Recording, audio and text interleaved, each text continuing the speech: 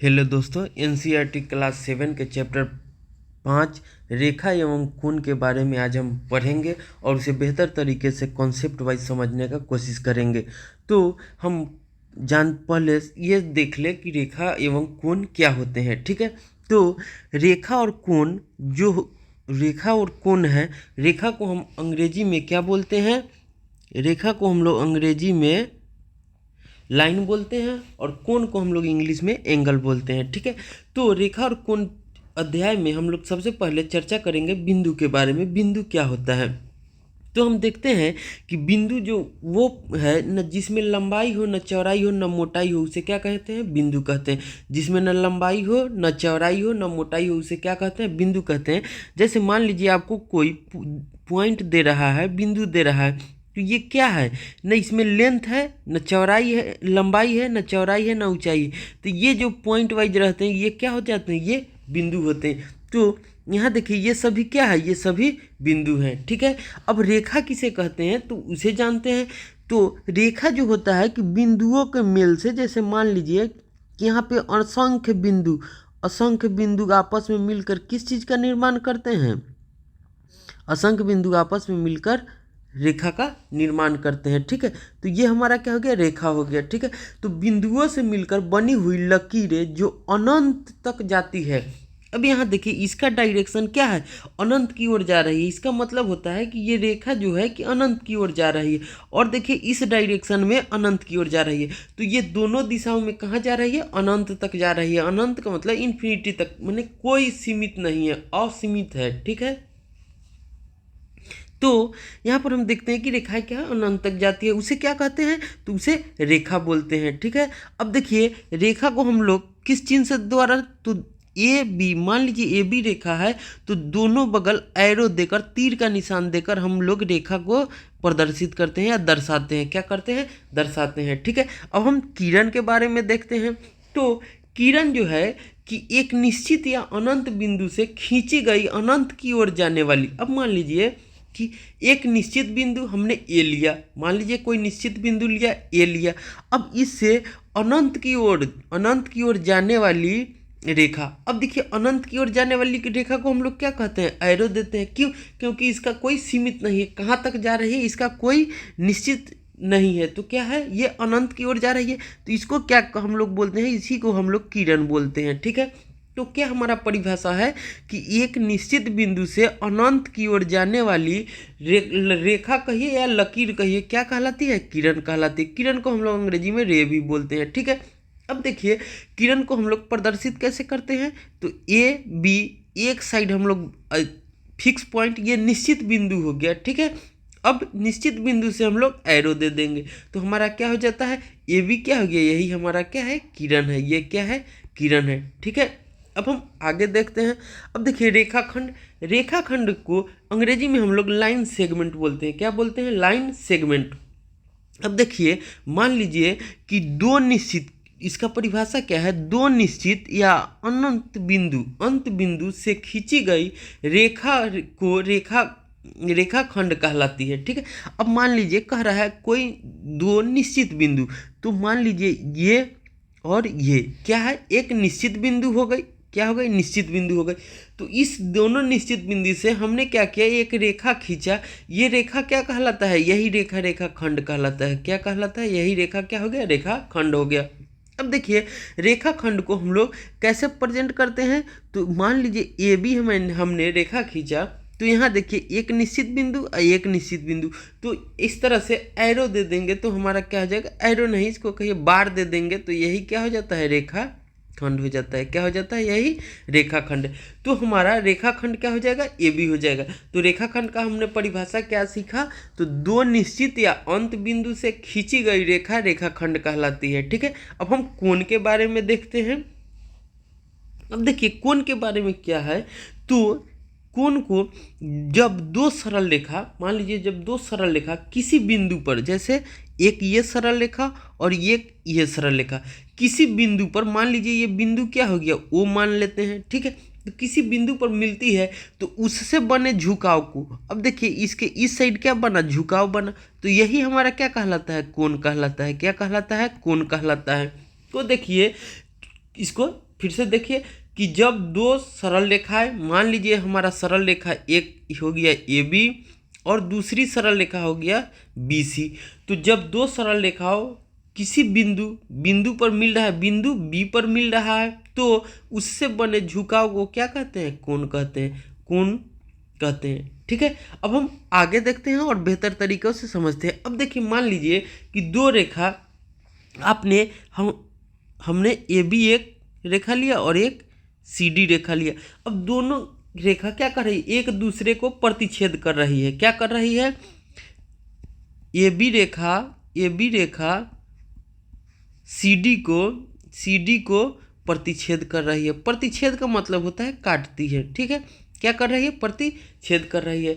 तो देखिए यहाँ पर क्या चार कोण बन रहे हैं, एक ये और एक ये।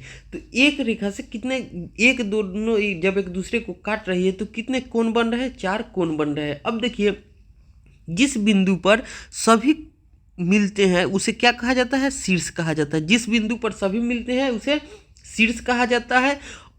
अब देखिए, शीर्ष हो गया और ये क्या हो जाएगा? ओ बी ओ सी, ये सब क्या है? भुजा है। ठीक है, और ये जो झुकाव बन रहे हैं चार, यही क्या है? हमारा कोण है। ठीक है, तो यहाँ पर देखिए हम लोग कोण को कैसे लिख सकते हैं? तो हम जानते हैं कि झुकाव की तरह से हम लोग कोण को रिप्रेजेंट करते हैं इस चिन्ह से। तो यहाँ देखिए सी ओ बी मतलब ये कोण, हमारा कोण बन रहा है। उसके बाद क्या हो जाएगा? बी ओ डी, कोण बी ओ डी ये भी बन रहा है। अब देखिए क्या हो जाएगा? तीसरा डी ओ ए, ये कोण, तो डी ओ ए, कोण डी ओ ए ये भी बन रहा है। अब क्या है? ये कोण है तो ये कोण क्या हो जाएगा? ए ओ सी, ये सभी क्या है? ये सभी कोण है। ठीक है, तो उम्मीद है आप लोगों को बेहतर तरीके से समझ में आया होगा। अब हम लोग कोण के प्रकार के बारे में जानते हैं। ठीक है, अब देखिए कोण के प्रकार के बारे में विभिन्न प्रकार होते हैं। ठीक है, तो हम एक एक करके देखेंगे और उन्हें समझेंगे। ठीक है, तो सबसे पहला आता है न्यून कोण। क्या आता है? न्यून कोण। न्यून कोण को अंग्रेजी में हम लोग एक्यूट एंगल भी बोलते हैं। क्या बोलते हैं? Acute angle. अब देखिए एक्यूट एंगल क्या होता है? तो 90 डिग्री से छोटा कोण को न्यून कोण कहते हैं या एक्यूट एंगल कहते हैं।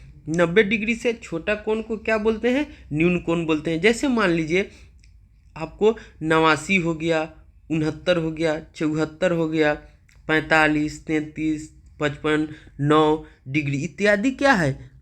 ये सब न्यून कोण है। ठीक है, और भी हो सकते हैं। ठीक है, तो ये सभी क्या है? न्यून कोण है। क्यों न्यून कोण है? क्योंकि सभी क्या है? 90 से छोटा है। क्या है? 90 से छोटा है। अब हमारा आता है आगे समकोण।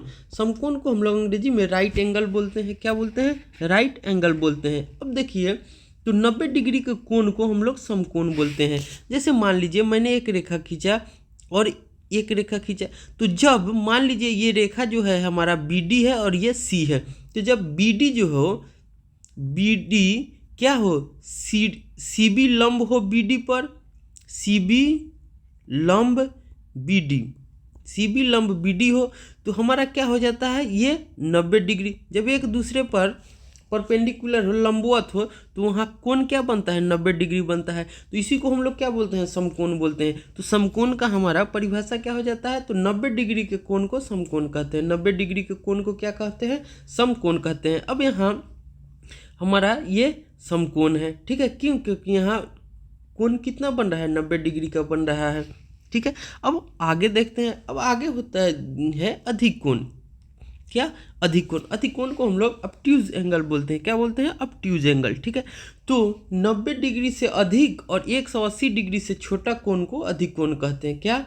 90 डिग्री से अधिक, 180 डिग्री से छोटा कोण को क्या बोलते हैं? अधिक कोण बोलते हैं। तो देखिए हमारा क्या हो जाएगा? 91 हो जाएगा, 105, 120, 175, 189 इत्यादि और भी एंगल हो सकते हैं। ये सभी क्या है? अधिक कोण है। क्या है? अधिक कोण है। ये सभी अधिक कोण है। अब कोई पूछे कि क्यों अधिक कोण है, तो हम कहेंगे कि सभी का मान क्या है? 90 डिग्री से बड़ा है और 180 डिग्री से छोटा है, इसीलिए अधिक कोण है। ठीक है, अधिक कोण क्यों है? तो 90 डिग्री से बड़ा है, 180 डिग्री से छोटा है, इसीलिए ये सभी क्या हैं? अधिक कोण है। ठीक है, अब हम आगे देखते हैं, डी में हमारा है पूरक कोण। पूरक कोण किसे कहते हैं तो उसे हम जान लेते हैं। तो पूरक कोण को हम लोग अंग्रेजी में कम्प्लीमेंट्री एंगल बोलते हैं। क्या? कम्प्लीमेंट्री एंगल बोलते हैं, ठीक है। तो जब दो कोणों का माप का योग 90 डिग्री होता है, जब दो कोणों के मापों का योग 90 डिग्री होता है तो उसे क्या बोलेंगे? पूरक कोण बोलेंगे। जब दो कोणों का माप हमारा क्या होगा? 90 डिग्री होगा तो क्या हो जाएगा? पूरक कोण हो जाएगा। अब जैसे मान लीजिए कि हमने एक दो रेखाखंड लिया और उससे एक झुकाव बना, तो हमारा एंगल मान लीजिए कि हमने 30 लिया। एंगल क्या लिया? 30 लिया। तो डिफिनीशन परिभाषा के अनुसार क्या हो जाएगा? कोण ए जोड़ कोण बी बराबर क्या हो जाएगा? 90 डिग्री। क्यों? क्योंकि दो कोणों का माप कितना होना चाहिए पूरक होने के लिए? 90 डिग्री। तो देखिए कोण ए हमने माना है कि 30 डिग्री है। कोण ए हमने माना कितना? 30 डिग्री। तो क्या हो जाएगा? 30 डिग्री जोड़ कोण बी बराबर 90 डिग्री। तो हमारा कोण बी कितना हो जाएगा? 90 डिग्री माइनस क्यों? क्योंकि 30 यहाँ क्या है? प्लस में है। तो हमने बताया था आपको कि जब भी इक्वेशन में बायां पक्ष से दायां पक्ष में आए या दायां पक्ष से बायां पक्ष में आए तो चिन्ह जो होते हैं बदलते हैं। अब देखिए प्लस रहते हैं तो माइनस होते हैं, माइनस रहते हैं तो प्लस होते हैं, गुना में रहते हैं तो भाग होते हैं, भाग में रहते हैं तो गुना होते हैं। तो यहाँ क्या है? 30 प्लस में है तो इधर आ जाएगा माइनस में, ठीक है। तो हमारा क्या हो गया? कोण बी बराबर कितना हो गया? 60 डिग्री। कोण बी बराबर 60 डिग्री। अब देखिए कोण ए 30 डिग्री, कोण ए 30 डिग्री है, ठीक है। तो कोण ए का पूरक कितना होगा? कोण बी होगा कितना? तो 60 डिग्री। तो 30 डिग्री का पूरक कोण कितना होगा? 60 डिग्री होगा, ठीक है। तो कोई पूछेगा तो 30 डिग्री का पूरक कोण कितना होगा? 90 डिग्री होगा, ठीक है। 60 डिग्री होगा, माफ कीजिएगा। 30 डिग्री का पूरक कोण कितना होगा? 90 डिग्री 60 डिग्री होगा। तभी क्या दोनों मिलकर 90 डिग्री होंगे, ठीक है। तो उम्मीद है कि आपको पूरक कोण अच्छे से समझ में आया, ठीक है। दोनों कोणों का योग कितना होना चाहिए? 90 डिग्री होना चाहिए पूरक कोण होने के लिए, ठीक है। अब हम आगे देखते हैं। आगे हमारा है संपूरक कोण। क्या होता है? संपूरक कोण। संपूरक कोण को अंग्रेजी में सप्लीमेंट्री एंगल बोलते हैं। संपूरक कोण को हम लोग अंग्रेजी में क्या बोलते हैं? सप्लीमेंट्री एंगल बोलते हैं। तो देखिए कि जब दो कोणों का माप का योग 180 डिग्री हो, जब दो कोणों का माप का योग 180 डिग्री होगा तो क्या होगा? संपूरक होगा। पूरक में क्या? 90 डिग्री। दो कोणों का माप कितना होगा? 90 डिग्री होगा। संपूरक में क्या होगा? दो कोणों का माप कितना होगा? 180 डिग्री। तो उसे संपूरक कहते हैं। अब मान लीजिए हमने कोण ए को 50 डिग्री माना। कोण ए को हमने कितना माना? 50 डिग्री। तो क्या हो जाएगा? कोण ए जोड़ कोण बी बराबर कितना हो जाएगा? 180 डिग्री। तो देखिए कोण ए 50 डिग्री है तो कोण बी हमारा क्या हो जाएगा? 130 डिग्री। तो 50 डिग्री का संपूरक कोण कितना होगा? तो 50 डिग्री का संपूरक कोण 50 डिग्री का संपूरक कोण कितना हो जाएगा? 130 डिग्री। 50 डिग्री का संपूरक कोण कितना होगा? 130 डिग्री, ठीक है। अब हम आगे देखते हैं। आगे कोण आता है शीर्षाभिमुख कोण। क्या आता है? शीर्षाभिमुख कोण। शीर्षाभिमुख कोण को हम लोग वर्टिकल एंगल भी बोलते हैं। क्या बोलते हैं? Vertical angle. अब शीर्षाभिमुख कोण को हम जानते हैं। तो देखिए जब दो रेखाएं एक दूसरे को किसी एक बिंदु पर काटती है तो उससे बने हुए सम्मुख या आमने सामने के कोण क्या होते हैं? शीर्षाभिमुख कोण कहलाते हैं। जैसे आप मान लीजिए हमने दो रेखा लिया, मान लीजिए रेखा ए बी और एक रेखा लिया मैंने सी डी। क्या लिया? सी डी लिया। अब देखिए यहाँ पे इस ए बी और सी डी एक दूसरे को किसी बिंदु पर काट रही है तो वो बिंदु मैंने मान लिया कि ओ पर काट रही है। अब ओ क्या हो गया? वो जो होगा ये दोनों रेखाओं के शीर्ष हो गए। क्या हो जाएगा? शीर्ष है। अब देखिए यहाँ इस दोनों के एक दूसरे को काटने से हमको 4 कोण बन रहे हैं, ठीक है। अब मान लीजिए एक ये कोण, दूसरा ये 3 और ये 4। तो क्या हो गया? कोण ए, कोण 2, कोण 3, कोण 4, ठीक है। तो इस तरह से हम देख रहे हैं कि हमारे 4 कोण बना। अब देखिए शीर्षाभिमुख कोण का मतलब हो गया कि शीर्ष के सामने आमने सामने। तो देखिए एक के सामने क्या है? 3 है, एक के सामने क्या है? 3 है, दो के सामने क्या है? 4 है, 2 के सामने क्या है 4 है, ठीक है। अब देखिए यहाँ पे तो हमारा क्या हो जाएगा, ठीक है, कि 1 बराबर होगा। अब सम्मुख कोण या शीर्षाभिमुख कोण आपस में बराबर होते हैं। जैसे अब मान लीजिए मैंने एक रेखा ड्रॉ किया, अब ये माना था AB, ये CD।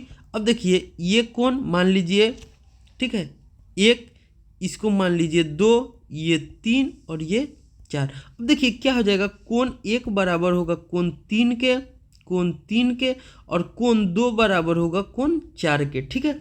ये एक दूसरे के आमने सामने के कोण जो होंगे आपस में बराबर होंगे, ठीक है। अब देखिए यहाँ हमने क्या किया है कि इसको क्या माना 1 1। अब ये आमने सामने के कोण है, ये भी क्या है आमने सामने के कोण है, तो आमने सामने के कोण क्या होंगे बराबर होंगे। तो यहाँ पर देखिए कोण 1 बराबर हो जाएगा कोण 2 से, और यहाँ पर कोण 3 बराबर हो जाएगा कोण 4 से। ये सभी शीर्षाभिमुख कोण है, ठीक है। अब हम आगे देखते हैं, आगे हम देखते हैं तो हम आसन कोण के बारे में जानते हैं। आसन कोण क्या होता है, तो आसन कोण को हम लोग अंग्रेजी में एडजेसेंट एंगल बोलते हैं। क्या बोलते हैं, एडजेसेंट एंगल बोलते हैं। तो जब किसी कोण में एक शीर्ष और एक भुजा, एक शीर्ष और एक भुजा उभयनिष्ठ हो, कॉमन हो। उभयनिष्ठ का मतलब होता है कि दोनों में हो। उभयनिष्ठ का मतलब क्या हो जाएगा, दोनों में, दोनों में, ठीक है। तो दोनों में रहता है उसी को उभयनिष्ठ बोलते हैं, उसको अंग्रेजी में कॉमन भी बोलते हैं। जब किसी कोण में एक शीर्ष और एक भुजा उभयनिष्ठ हो तो उससे बने कोण को आसन कोण कहते हैं, ठीक है। जब एक भुजा और एक शीर्ष कॉमन होगा तो उससे बने कोण को क्या कहते हैं, आसन कोण कहते हैं। अब देखिए हमने 3 रेखाखंड लिया, मान लीजिए मैंने पहले ए लिया, अब AO लिया, उसके बाद OC लेते हैं, और एक कॉमन भुजा हमने OB लिया, ठीक है। अब इससे हमको देखते हैं कि हमको 3 एंगल बनते हैं। मान लीजिए 1, ये 2, और ये क्या हो जाएगा, ये एंगल क्या हो जाएगा हमारा, तो कोण 1 प्लस कोण 2, ठीक है। ये हमारा क्या हो जाएगा, तीसरा एंगल हो जाएगा। अब देखिए यहाँ हमने जाना है कि शीर्ष क्या होता है, तो जिस बिंदु पर कई सारी रेखाएं आकर मिलती है उसी को क्या बोलते हैं, शीर्ष बोलते हैं। जब किसी बिंदु पर कई सारी रेखाएं आकर आपस में मिलती है उस बिंदु को हम लोग क्या बोलते हैं, शीर्ष बोलते हैं। तो यहाँ देखिए शीर्ष, तो शीर्ष देखिए AO में भी है, OB में भी है और OC में भी, तो ये क्या है, सभी में कॉमन है, ठीक है। तो हमारा हो गया। अब देखिए AO और OC में हमारा कॉमन भुजा क्या है, OB है। कॉमन भुजा क्या है, OB है, इसको उभयनिष्ठ भी बोलते हैं। तो अब देखते हैं कि हमारा एक शीर्ष और एक भुजा कॉमन है, तो हमारा जानते हैं कि आसन कोण क्या होंगे। तो देखिए यहाँ पर कोण AOB और कोण BOC हमारा क्या हो जाएगा, आसन कोण हो जाएगा। क्या हो जाएगा, आसन कोण हो जाएगा, ठीक है। कोण, क्योंकि एक शीर्ष और भुजा आपस में उभयनिष्ठ है, दोनों में कॉमन है, तो हमारा क्या हो जाएगा, कोण AOB और कोण BOC क्या हो जाएगा, आसन कोण हो जाएगा। या इसको हमने नाम दिया है 1 2, तो क्या हो जाएगा, कोण 1 और 2 आसन कोण है। कोण 1 और 2 क्या है, आसन कोण है, ठीक है। अब हम H में देखते हैं, तो H में हम संगत कोण के बारे में जानेंगे। संगत कोण का अंग्रेजी में कॉरेस्पॉन्डिंग एंगल बोलते हैं। क्या, कॉरेस्पॉन्डिंग एंगल। अब देखिए संगत कोण क्या होता है, इसे हम जानते हैं। तो जब किन्हीं 2 समांतर रेखाओं को कोई तिर्यक या प्रतिच्छेदी रेखा काटती है तो तिर्यक रेखा के एक ही ओर बने कोणों को संगत कोण कहते हैं, ठीक है। जब किन्हीं 2 समांतर रेखाओं को कोई तिर्यक रेखा या प्रतिच्छेदी रेखा काटती है तो तिर्यक रेखा के एक ही ओर बने कोणों को क्या बोलते हैं, संगत कोण बोलते हैं। अब जैसे मान लीजिए हमने ये 2 समांतर रेखा लिया L, एक L लिया हमने समांतर रेखा, और दूसरा हमने समांतर रेखा क्या ले लेते हैं, M लिया। अब देखिए इसको कोई तिर्यक रेखा काटती है। अब तिर्यक रेखा या प्रतिच्छेदी रेखा इसको मान लीजिए N, एन कोई तिर्यक या प्रतिच्छेदी रेखा है जो दोनों समांतर रेखाओं एल और एम को काट रही है, ठीक है। तो अब देखिए हमारा शीर्ष पे 4 कोण बन रहे हैं, तो हमारा शीर्ष यहाँ क्या हो जाएंगे, 2 शीर्ष हो जाएंगे। तो 2 शीर्ष पर हमको 4 कोण बन रहे हैं, कोण 1, कोण 2, कोण 3, कोण 4, यहाँ देखिए कोण 5, कोण 6, कोण 7 और कोण 8। अब हमको परिभाषा से पता चल रहा है कि क्या कह रहा है कि तिर्यक रेखा के एक ही ओर, तिर्यक रेखा के एक ही ओर। तो एक देखिए तिर्यक रेखा के एक इस साइड हो जाएगा और एक इस साइड हो जाएगा। तिर्यक रेखा के हमारे 2 साइड बन रहे हैं, दायां और बायां, दायां और बायां। अब देखिए हम देख रहे हैं तो इधर देखिएगा इस साइड में तो क्या है, क्या है 1, 4, 5, 8। इधर एक साइड 4 एंगल है, 1, 4, 5, 8 और एक साइड क्या है 2, 3, 6, 7, 2, 3, 6, 7।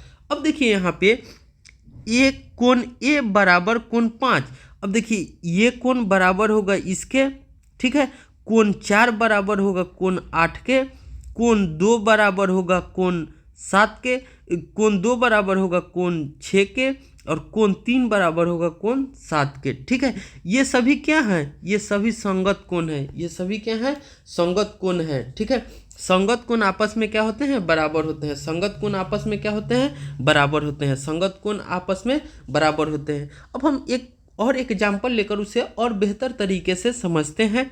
देखिए अब मान लीजिए कोई रेखा है एल एम, समांतर 2 रेखाएं हैं जिसको कोई तीसरी तिर्यक रेखा एन काट रही है। जिससे काट रही है तो एक एंगल बना 60। मैंने मान लिया कि वो 60 डिग्री का एक एंगल बना। अब देखिए एक समांतर रेखा पर चाहे एक सीधी रेखा पर जब कोई रेखा काटती है तो उससे बने हुए कोणों का जो मान होता है तो 180 डिग्री होता है। तो एक सरल रेखा पर बने हुए कोण का मान तो लिखेंगे, एक सरल रेखा पर बने कोणों का मान 180 डिग्री होता है। एक सरल रेखा पर बने कोणों का मान 180 डिग्री होता है, 180 डिग्री होता है, ठीक है। ये बात हम जानते हैं। तो देखिए ये जब हमारा 60 डिग्री है तो ये कितना हो जाएगा, 120 डिग्री हो जाएगा। ये कितना हो जाएगा, 120 डिग्री। अब देखिए हमने अभी देखा है कि संगत कोण क्या होते हैं। अगर मान लीजिए 120 डिग्री है तो ये 120 डिग्री का संगत कोण क्या हो जाएगा, ये होगा। अब ये 120 है तो क्या ये भी 120 डिग्री हो जाएगा। अब देखिए ये 60 डिग्री है तो हमारा क्या हो जाएगा, ये भी 60 डिग्री हो जाएगा। अब देखिए ये जब 120 डिग्री है तो ये कितना हो जाएगा, 60 डिग्री हो जाएगा, क्योंकि एक सरल रेखा पर कितना बनता है 180 डिग्री। ये हमारा कोण क्या हो जाएगा, 120 डिग्री हो जाएगा। अब देखिए जब ये 120 डिग्री है तो ये कितना हो जाएगा, 60 डिग्री और ये कितना हो जाएगा, 120 डिग्री। इसे हम देखिए कि सभी कोणों को हम लोग निकाल सकते हैं। अगर एक कोण पता हो तो सभी कोणों को हम लोग आसानी से निकाल सकते हैं, ठीक है। तो क्या होते हैं, संगत कोण आपस में बराबर होते हैं। अब हम आगे देखते हैं तो आई में हम देखते हैं एकांतर कोण। एकांतर कोण को हम लोग अंग्रेजी में अल्टरनेट एंगल भी बोलते हैं। क्या बोलते हैं, अल्टरनेट एंगल बोलते हैं। अब देखिए अल्टरनेट एंगल या एकांतर कोण किसे कहते हैं, तो जब किन्हीं दो समांतर रेखाओं को कोई तिर्यक या प्रतिच्छेदी रेखा काटे तो तिर्यक रेखा के विपरीत की ओर बने कोणों को एकांतर कोण कहते हैं। जैसे दो समांतर रेखा हैं, जब उसे कोई तीसरी तिर्यक रेखा काटेगी तो उसके विपरीत जो कोण बनते हैं वही क्या होते हैं, एकांतर कोण होते हैं। जो विपरीत कोण बनते हैं क्या होते हैं, वही एकांतर कोण होते हैं, ठीक है। अब एकांतर कोण आपस में बराबर होते हैं। एकांतर कोण क्या होते हैं, आपस में बराबर होते हैं। अब मान लीजिए एकांतर कोण 2 तरह के हो सकते हैं। एकांतर कोण 2 तरह के होते हैं। एक होता है अंतः एकांतर कोण। क्या होता है, एक अंतः एकांतर कोण, एक होता है बाह्य एकांतर कोण। अब देखिए जो अंदर के तरफ बनेगा उसे क्या कहेंगे, अंतः एकांतर कोण कहेंगे, और जो बाहर के तरफ बनेगा उसे क्या कहेंगे, बाह्य एकांतर कोण कहेंगे, ठीक है। अब देखिए मान लीजिए कि कोई हम रेखा है, 2 समांतर रेखा, तो हमने माना कि 2 समांतर रेखा एल और एम है, जिसे तिर्यक रेखा या प्रतिच्छेदी रेखा इन दोनों को प्रतिच्छेद करती है या काटती है, ठीक है। तो हम देखते हैं कि इसके एक शीर्ष पे 4 कोण बनते हैं और दूसरे शीर्ष पर भी 4 कोण बनते हैं। अब मान लीजिए शीर्ष एक पर बने हुए कोण क्या है? कोण 1, कोण 2, कोण 3, कोण 4। शीर्ष दूसरा पर क्या बन रहा है? कोण 5, कोण 6, कोण 7, कोण 8। अब यहाँ देखिए हमारे कोण बन गए। अब हमारा क्या हो जाएगा? कह रहा है कि विपरीत। क्या है? विपरीत। अब देखिए अंतः कोण के तरफ यहाँ पर अंतः एकांतर कोण क्या हो जाएंगे? तो 4 का विपरीत क्या है? 6 हो जाएगा। कोण 4 का विपरीत क्या हो जाएगा? 6। तो क्या हो जाएगा? कोण 4 बराबर होगा कोण 6 के। कोण 4 बराबर कोण 6। अब यहाँ देखिए ये 3 का एकांतर कोण क्या होगा? तो 3 का विपरीत कौन है? ये 5 है। 3 का विपरीत क्या है? 5 है। और देखिए ये दोनों समांतर रेखाओं के क्या है? अंदर बन रहा है। तो क्या हो जाएगा? अंतः एकांतर कोण हो जाएगा। तो कोण 3 बराबर कोण 5। ये दोनों क्या हो गए? ये दोनों अंतः एकांतर कोण है। क्या है? अंतः एकांतर कोण है। ये दोनों क्या है? अंतर एकांतर कोण है। अब देखिए यहाँ पे अब हम बाह्य एकांतर कोण देखिए। तो अब देखिए यहाँ 1 है, तो 1 का विपरीत क्या है? 7 है। और 2 का विपरीत क्या है? 8 है। 2 का विपरीत क्या है? 8 है। तो यहाँ पे क्या हो जाएगा? कोण 1 बराबर कोण 7, कोण 2 बराबर कोण 8। अब ये दोनों क्या है? तो ये दोनों बाह्य एकांतर कोण है। ये दोनों बाह्य एकांतर कोण है। क्या है? ये दोनों क्या है? बाह्य एकांतर कोण है। अब देखिए इसको हम लोग एक एग्जाम्पल के लेकर समझते हैं। अब देखिए हम मान लीजिए कि कोई दो समानांतर रेखा हमने लिया, क्या? L और M। इसको कोई प्रतिच्छेदी रेखा काटा N। अब मान लीजिए यहाँ पर जो हमारा एंगल है वो 50 डिग्री दिया हुआ है। क्या दिया हुआ है? 50 डिग्री दिया हुआ है। तो हम जानते हैं कि एक सरल रेखा पर कितना डिग्री कोण बनता है? 180 डिग्री। तो ये हमारा क्या हो जाएगा? 130 डिग्री हो जाएगा। अब देखिए ये 130 डिग्री हो गया, तो हमारा ये 130 डिग्री का एकांतर कोण क्या होगा? ये होगा। 130 का एकांतर क्या होगा? ये होगा। अब हमारा ये कोण क्या हो जाएगा? हम जानते हैं कि एकांतर कोण आपस में बराबर होते हैं। एकांतर कोण आपस में बराबर होते हैं। तो हमारा क्या हो जाएगा? ये 130 डिग्री हो जाएगा। ठीक है। अब देखिए इस 50 डिग्री का एकांतर कोण क्या हो जाएगा? ये होगा। तो ये हमारा कितना हो जाएगा? 50 डिग्री। क्यों? क्योंकि एकांतर कोण आपस में बराबर होते हैं। अब देखिए यहाँ पर हम देखते हैं, तो इसका देखिए हम जानते हैं कि शीर्षाभिमुख कोण आपस में बराबर होते हैं। क्या होता है? शीर्षाभिमुख कोण भी आपस में बराबर होते हैं। अब देखिए 50 का शीर्षाभिमुख कोण क्या हो जाएगा? ये हो जाएगा। तो ये भी 50 डिग्री। अब देखिए इसका शीर्षाभिमुख कोण क्या हो जाएगा? ये हो जाएगा। तो ये भी 130 डिग्री, क्योंकि आपस में शीर्षाभिमुख कोण भी बराबर होते हैं। अब देखिए यहाँ देखिए तो हम जानते हैं कि इसका सम्मुख कोण भी बराबर होता है। अब यहाँ देखिए ये क्या हो गया? 50 डिग्री। तो इसका सम्मुख कोण क्या हो जाएगा? आपस में बराबर होते हैं, तो सम्मुख कोण 150 है, तो ये भी क्या हो जाएगा? 50 हो जाएगा। और ये 30 डिग्री और ये 50 डिग्री। ठीक है। अब ये 50 डिग्री है तो ये 130 डिग्री बन जाएगा। एक सरल रेखा पे मानकर बनाइए, या सम्मुख कोण से बनाइए, या एकांतर कोण से बनाइए, सभी आपस में बराबर होते हैं, इसलिए सभी कोण का मान भी आपस में बराबर रहेगा। ठीक है। उम्मीद है आपको अच्छा तरह से समझ में आया होगा। इसमें एक और आता है रिजु कोण। रिजु कोण के बारे में भी जान ले। रिजु कोण। और एक आता है संपूर्ण कोण। क्या आता है? संपूर्ण कोण। अब देखिए दो समकोण मिलकर रिजु कोण बनाते हैं। ठीक है। दो समकोण मिलकर रिजु कोण बनाते हैं। रिजु कोण बनाते हैं। दो समकोण मतलब क्या? 180 डिग्री। दो समकोण का मतलब क्या होता है? 180 डिग्री। एक समकोण 90 डिग्री, एक समकोण बराबर 90 डिग्री। तो दो समकोण क्या हो जाएगा? 180 डिग्री। तो रिजु कोण का मतलब क्या होगा? 180 डिग्री। संपूर्ण कोण का मतलब होता है 4 समकोण। क्या?